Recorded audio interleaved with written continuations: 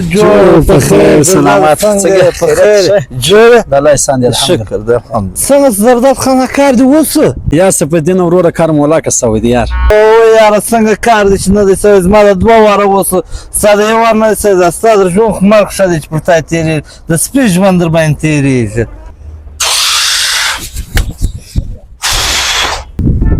او زرداد څه کړل کړ ناسې څنګه سو کار دی وسو یا کار ونه دی سوي او ټکه دی و زرداد دا و ژوند په تا تیریږي تر دې خو مرګ شه دی څه وکم اخیر وکم څه زوس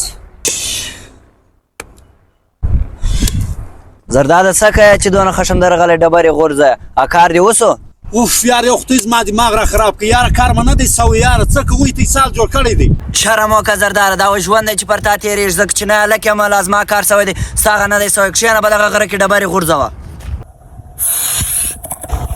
څه وکم اخیر زه وکم څه وس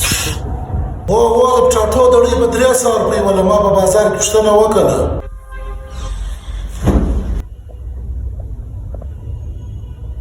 و په بازار کې نو خامخا ارزانه په کلي کې خو نو څه ګرانې یې سمه ده زم یوه دړۍ به تا هم در واخلم په تو زه مات کښېنګون در کومه خیر دی زوی دا سترګې دې لږ کږې راړی خوله دې بوڅه نیولې ده چې سوي دي ښه بابا ته ماته دا ووایه زه نر یم که ښځه یم هی څه وایه زوی ته نر یې تا د چا وسته ښځه یا بابا په ما کې ولې چې یو کار سته یا زوی یو کار نسته کې درته هی بیا چا درته وویلې څه غول خورې چې په ما کې یو څه کار سته زه ښځه یم نر نه یم نر یې زوی زما زوی یې ښه بابا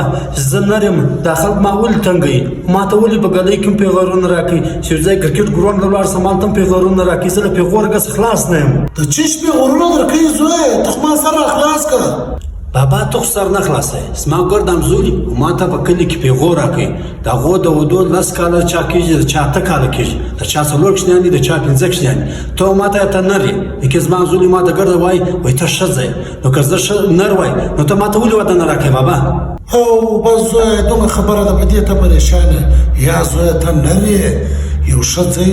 یو ښه نجلۍ به درله وګورم بیا به واده در وکړم د صبر میوې چې دي هغه خوږې دي زه د صبر تر میوه بالا تېر یم بابا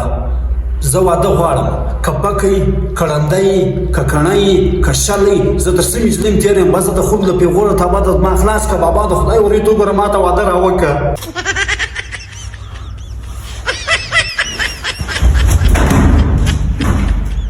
چپه زمانه شوه که څه اوس په خوله واده غواړي لکې عادي را روان دي زه واده غواړم